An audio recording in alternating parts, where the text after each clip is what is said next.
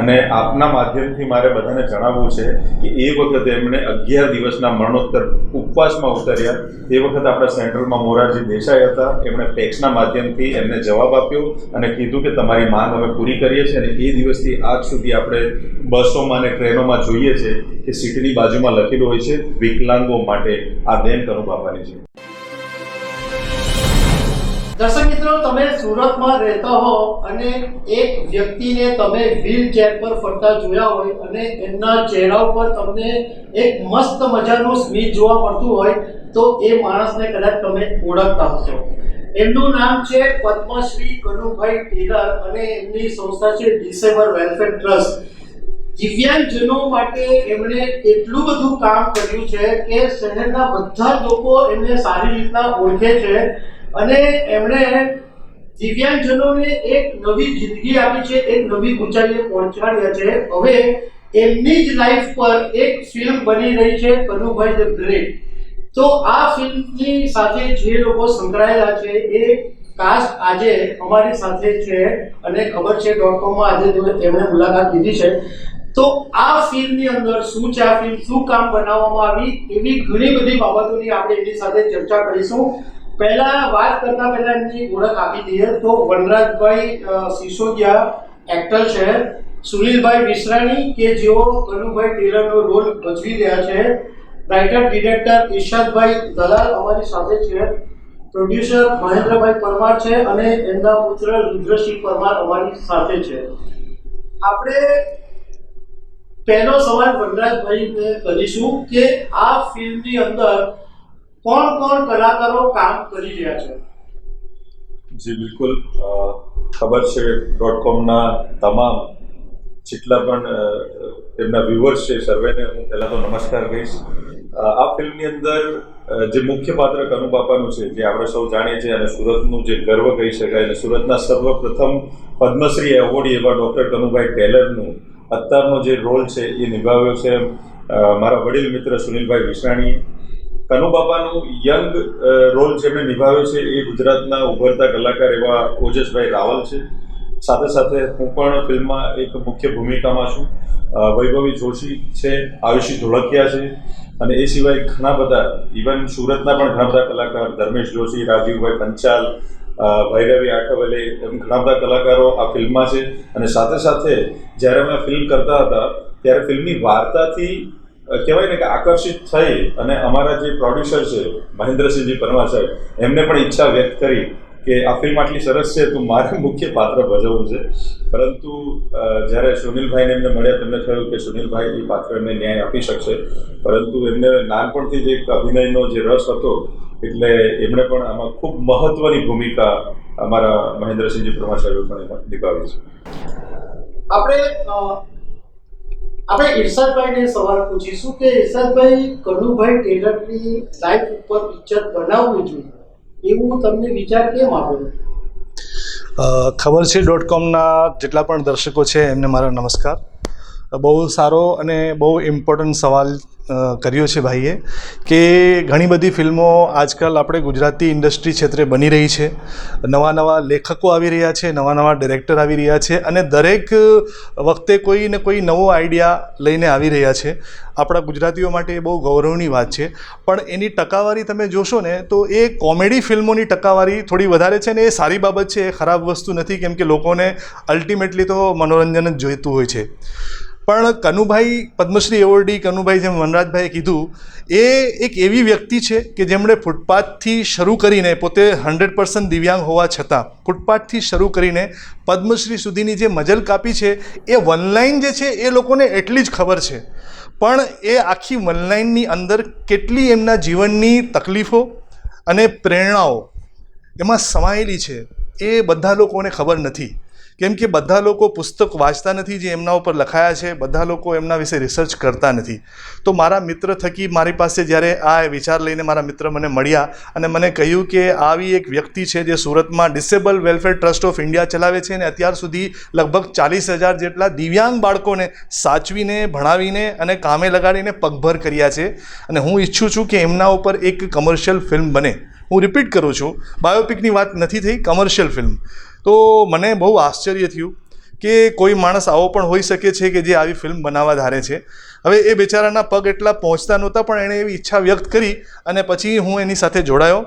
અને મેં જ્યારે ફર્સ્ટ ટાઈમ હું કનુ બાપા, આપણે જેને પ્રેમથી કનુ બાપા કહીએ છીએ, એમને હું મળ્યો ત્યારે હું ખૂબ જ પ્રભાવિત થયો. અને મને ખબર પડી કે આપણે બધા આટલા નોર્મલ હોઈએ છીએ, છતાં પણ રોજની આપણી જે જીવન છે, રોજિંદુ જીવન, એમાં કેટલી બધી કમ્પ્લેન્ટ્સ કરતા હોઈએ છીએ.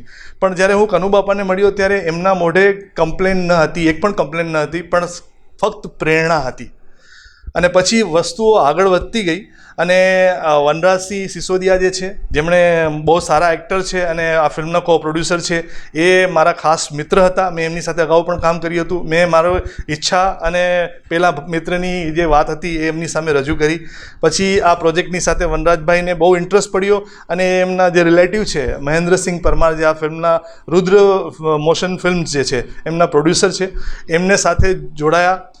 મહેન્દ્રસિંહ પરમાર સાહેબની એવી ઈચ્છા હતી કે કોઈ થ્રિલર ફિલ્મ બનાવું કે કોઈ એન્ટરટેનિંગ ફિલ્મ બનાવું, પણ જ્યારે એમણે પણ કનુ બાપાના વિશે જાણ્યું અને પર્સનલી એમને મળ્યા ત્યારે એમનો પણ આખો જે વિચાર હતો એ બદલાઈ ગયો.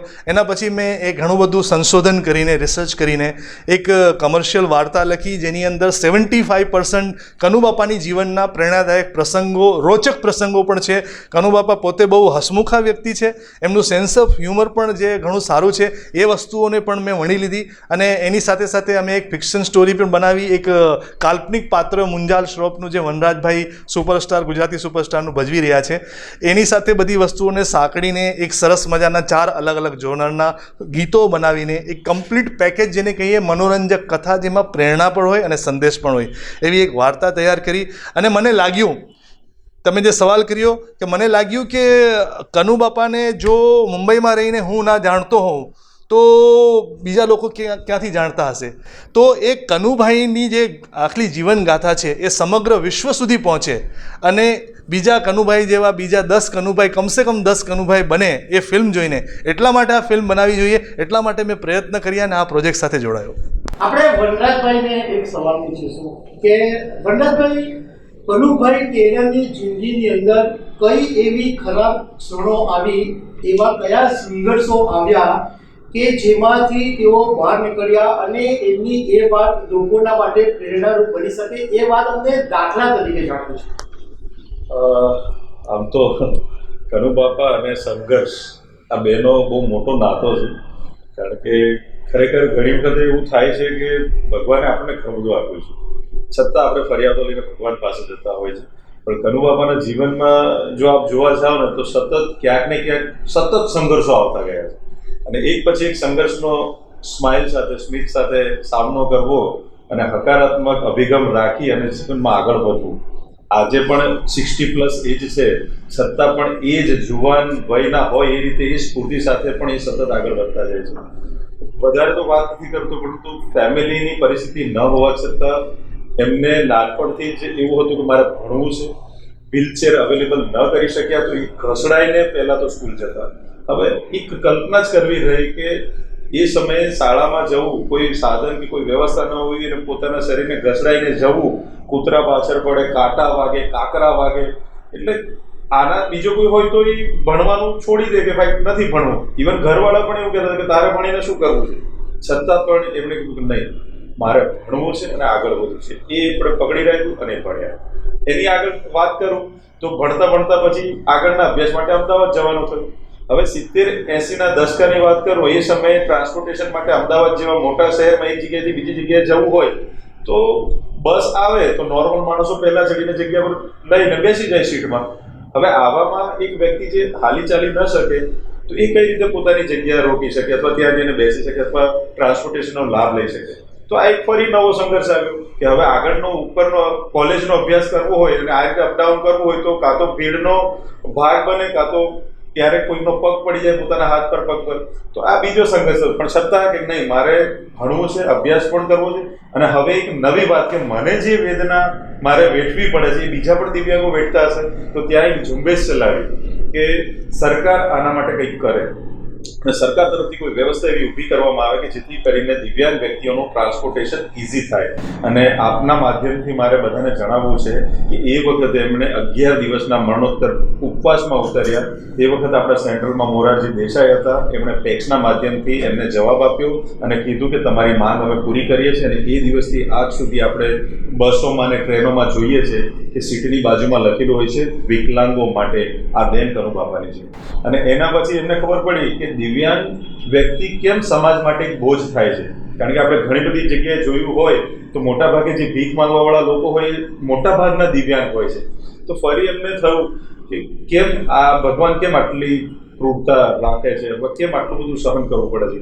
ત્યારે એના ઊંડાણમાં જઈને એમને વિચાર આવ્યો કે જ્યાં સુધી દિવ્યાંગ વ્યક્તિ પોતાના પગભર નહીં થાય, પોતે કમાતો નહીં થાય, ત્યાં સુધી એને જે સમાજમાં સ્થાન મળવું જોઈએ એ મળે નહીં. એટલે ફરી એક નવા સંઘર્ષ સાથે એક ચેલેન્જ સ્વીકારી અને એના માટે એમણે લડત શરૂ કરી. અને આ જ સુરત શહેરમાં પ્રથમ વખત એમણે વિકલાંગ બંધુ પ્રિન્ટિંગ પ્રેસની શરૂઆત કરી. અને એના પછી ફરીથી એમને વિચાર આવ્યો કે આનાથી પણ પૂરું નહીં થાય. ફરી એક નવી ચેલેન્જ ઉપાડી કે મારે પહેલાં તો વિકલાંગ બાળકો છે એમને એજ્યુકેશન અપાવવું પડશે, એમને શિક્ષિત કરવા પડશે અને સમાજમાં ઊભા રહી શકે એ સ્થાન અપાવવું પડશે. એટલે એક નવા ચેલેન્જ સાથે ફરી જીવનના આગળના પડાવમાં વધ્યા.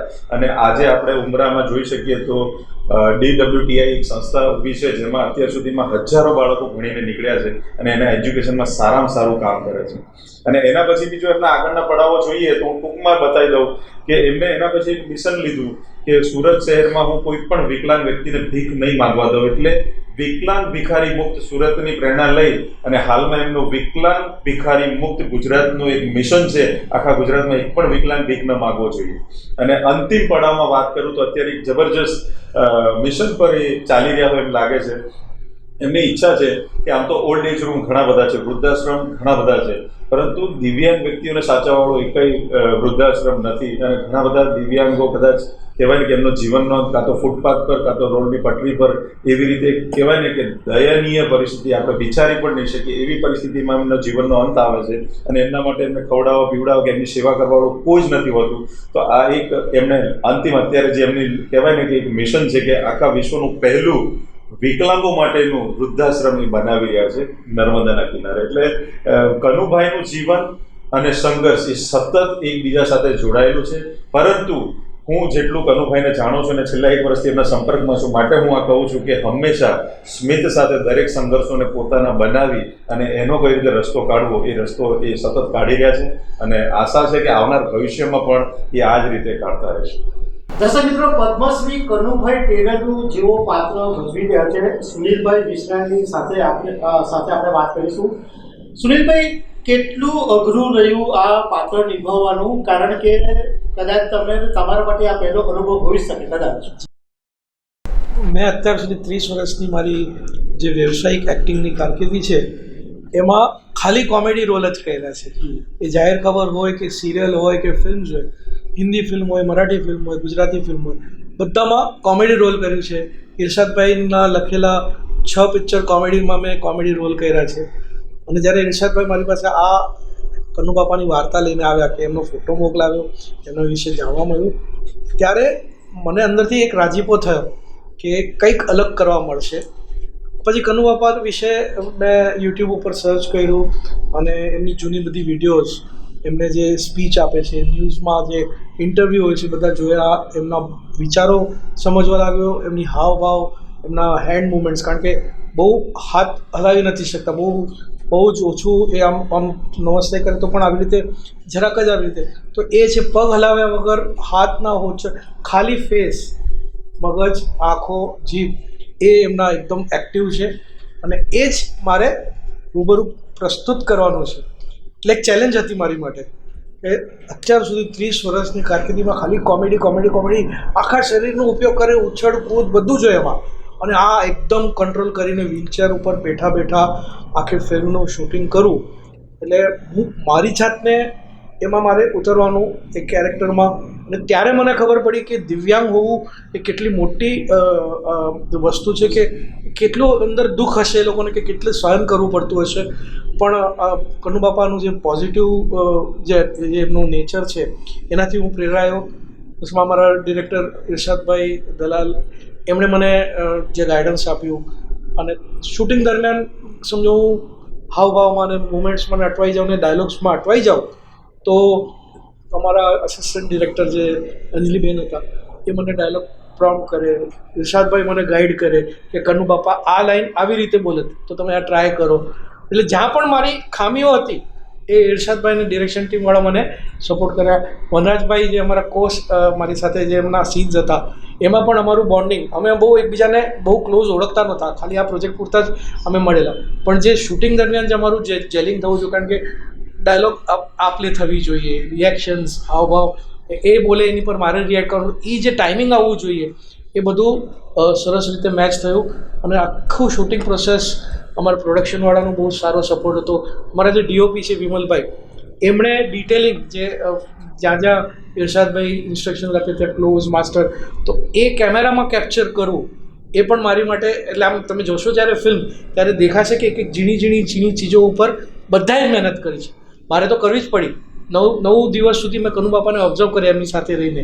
એમની વ્હીલચેર હતી જે ઇલેક્ટ્રોનિક વ્હીલચેર, એના પર 2 દિવસ પ્રેક્ટિસ કરી અને પછી અમારા ડીઓપી કે તમારે આ જ પોઝિશન પર આવવાનું છે ડાયલોગ બોલતો બધા વ્હીલચેરમાં, તો એ કંટ્રોલ કરવું એ બધું ધીમે ધીમે થયું પણ બહુ જ સારી રીતે થયું અને હું ખુશ છું કે હું આ કરી શક્યો. આપણે પ્રોડ્યુસર રુદ્રસિંહ પરમારને પણ એક સવાલ કરીશું કે મોટે ભાગે જે ગુજરાતી ફિલ્મો અત્યારે આવે છે એ લવ સ્ટોરી અથવા મોટે ભાગે કોમર્શિયલ ફિલ્મો હોય છે, તો એમણે એક સામાજિક ફિલ્મ અને કોઈના જીવન આધારિત ફિલ્મ બનાવવાનું એમને કેટલું યોગ્ય લાગે? આમ તો આના પાછળ એક બ્યુટિફુલ સ્ટોરી છે. હવે આમાં કેવું છે કે મહેન્દ્રસિંહ પરમાર જે પ્રોડ્યુસર છે એ અને વનરાજભાઈ ઓલરેડી 7-8 વર્ષથી સાથે કામ કરતા હતા. બટ કેવું થયું કે એક મૂવી એમને ડિસાઇડ કરી 3 o'clock નામની, અને એનો સ્ટોરી બી રેડી જ હતી એમ. અને સ્ટોરી રેડી હતી તો ઓલમોસ્ટ બધું પ્રોડક્શન ચાલુ થવાનું, અને વનરાજભાઈ ઓલરેડી આ મૂવી સાથે સંકળાયેલા હતા. તેમને વાત કરી મહેન્દ્રસિંહ, જે મારા ફાધર છે એમને, કે આવી એક મૂવી છે, એક સામાજિક મેસેજ આપી શકે એક કનુભાઈ નામના વ્યક્તિ છે, એમના ઉપર આધારિત આ મૂવી છે. તો મારા ફાધરે કીધું પહેલી મૂવી અને એ બી આવી રીતના સામાજિક, આ તો લાખના બહાર થાય એવું નથી કરવું. તો બી વનરાજભાઈ કીધું કે ના, તમે એક વાર સાંભળો તો ખરા સ્ટોરી. પછી એમને સ્ટોરી સાંભળી, મારા ફાધર બહુ મોટિવેટ થયા અને મળવા ગયા કનુ બાપાને. અને કનુ બાપાને મળ્યા પછી તો એ ઘણા ઇમોશનલ થઈ ગયા કે હાથ પગ કંઈ ચાલતું નથી, અને તો પણ એમની જર્ની જે છે ફૂટપાથથી સુવાથી લઈને ખસડાતા ચાલતાથી લઈને આજે પદ્મશ્રી વિનર છે, પદ્મશ્રી અવોર્ડી છે, તો ત્યાં સુધીની જર્ની બહુ બ્યુટીફુલ છે. અને આ લોકો સુધી પહોંચે તો એક અલગ વેનો મોટિવેશન મળે, લોકો નિરાશ થતા થોડા ઓછા થાય, એમનામાં હિંમત આવે, એમનામાં સેલ્ફ મોટિવેશન આવે. તો એ રીઝનથી પછી એમને ડિસાઇડ કર્યું કે ના, ચલો આ મૂવી બનાવી છે એમ. એટલે થોડું હટકે ટ્રાય કર્યું. રુદ્રસિંહ, સાથે સાથે એક છેલ્લો સવાલ અમને પૂછવો છે. તમે પોતે યુવાન છો, તો કનુભાઈ ધ ગ્રેટ મૂવી જે છે એ યુવાનોને કેવી રીતના પ્રેરણા આપશે? તમને લાગે છે કે યુવાનો આ ફિલ્મ સ્વીકારશે? જો જોવા જઈએ ને તો યુવાનોને આવી ફિલ્મ સ્વીકારવું થોડું ડિફિકલ્ટ છે. એ લોકો બહુ ઇઝીલી આ સ્વીકારતા નથી.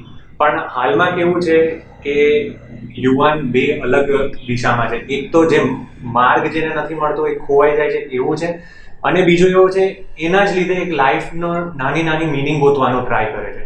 તો એ જે મિનિંગ ગોતવાવાળા છે ને એના માટે તો આ મૂવી ખૂબ સરસ છે. કારણ કે મૂવી જોશે ને તો કનુ બાપાની જે ઇન્સ્પિરેશનલ સ્ટોરી છે એ સાંભળશે તો એમને થશે આપણા જોડે બધું છે, તો કંઈક આપણે બી ટ્રાય કરીએ, આપણે બી આ સોસાયટીમાં એક નવી વસ્તુઓ એડ કરીએ, સોસાયટીની મદદ કરીએ. અને બીજી વસ્તુ, આ મૂવી છે ને દિવ્યાંગોને શું કહેવાય, દિવ્યાંગની પરિસ્થિતિ કેવી છે ને એ સમજાવવાનો એક પ્રયત્ન કરે છે. એટલે લોકોને એક એ પોઈન્ટ ઓફ વ્યૂ મળે કે ભાઈ આપણે તો બધું છે પણ જે નથી એમને કઈ રીતે સપોર્ટ કરાય. જસ્ટ નોટ દિવ્યાંગ, બટ જે મેન્ટલી બી ડિપ્રેસ છે, જે મગજથી બી હારી ગયા છે, એમને બી કઈ રીતે આપણે આગળ વધારી શકીએ.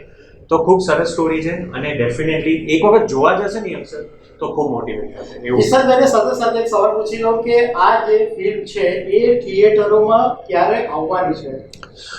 દર્શક મિત્રો, 15 ડિસેમ્બર એને કે 2 દિવસ પછી પરમ દિવસે ફ્રાઈડેના દિવસે સમગ્ર ગુજરાતમાં આપણે આ ફિલ્મ રિલીઝ કરી રહ્યા છીએ. અને મારે તમને ખાસ એક વસ્તુ કહેવી છે, જે રુદ્રભાઈએ કીધી એ પ્રમાણે, કે અમે ફિલ્મની અંદર એક ડાયલોગ મૂક્યો છે કે શારીરિક રીતે તમે વિકલાંગ થશો ને તો કદાચ ચાલી જશે, પણ માનસિક રીતે તમે ક્યારેય વિકલાંગ નહીં થતા. કેમ કે જો તમે માનસિક રીતે વિકલાંગ થશો ને તો પછી આપઘાત કરવાથી પણ કંઈ નહીં વળે તમને. તો આ ટાઈપના સંદેશ, મનોરંજન અને ઘણું બધું કમર્શિયલ એંગલ લઈને અમે તમારી સમક્ષ આવી રહ્યા છીએ. 15 ડિસેમ્બર 2023 શુક્રવારે આખા ગુજરાતમાં ફિલ્મ રિલીઝ થઈ રહી છે. વધારે ને વધારે પ્રેમ આપજો. તમારા સાથી અને તમારા જે મિત્રો હોય, તમારા સગાવાલા હોય, એ બધાને તમે કહેજો કે આ ફિલ્મ પોતાના સંતાનોને દેખાડે અને પોતે પણ જુએ. કેમ કે આ ફિલ્મ ખાલી યંગસ્ટર માટે નથી, બધી વયના લોકો માટે આ ફિલ્મ છે અને બધાને આ ફિલ્મમાંથી કંઈક ને કંઈક પ્રેરણા તો જરૂર મળશે. અને બીજી એક ખાસ વાત, કાલ સવારથી આપણું બુક બાય શો જે છે એની ઉપર આપણું બુકિંગ ઓપન થઈ રહ્યું છે. તો આપણે કોશિશ એ કરવાની છે કે જેટલું બને એટલું એડવાન્સ બુકિંગ કરીને આપણે એક નવો કીર્તિમાન સ્થાપિત કરીએ, જેથી કરીને મહેન્દ્રસિંહ પરમાર અને રુદ્ર પરમાર જેવા પ્રોડ્યુસર જે છે, જે કંઈક નવું લઈ આવે, કંઈક પ્રેરણાત્મક લઈ આવે, એવી હિંમત બીજા પ્રોડ્યુસર પર દેખાડે. તો તમારો ખૂબ સહકાર આપજો અને બધા મોટા પડદે આ ફિલ્મ જોવા જરૂર જજો. દર્શક મિત્રો, આપણા માટે ગૌરવની વાત છે કે પદ્મશ્રી મેળવનાર કનુભાઈ ટેલરની વાત ઘણા બધા લોકો સુધી પહોંચવાની છે. શરૂઆતમાં એમને જે વાત કહી હતી કે આપણે પદ્મશ્રી કનુભાઈ ટેલરને માત્ર એટલું જ જાણીએ છીએ કે દિવ્યાંગ છે અને દિવ્યાંગ લોકો માટે કામ કરે છે. એમના સંઘર્ષની ઘણી બધી એવી વાતો છે જે આપણે જાણતા નથી, એ આ ફિલ્મ દ્વારા આપણને જાણવા મળી શકે છે.